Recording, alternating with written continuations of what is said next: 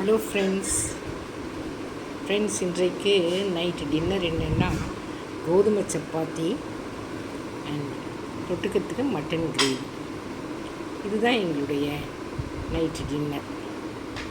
Friends, நிறைய பேருக்கு சப்பாத்தினா ரொம்ப பிடிக்கும், மட்டனும் பிடிக்கும்.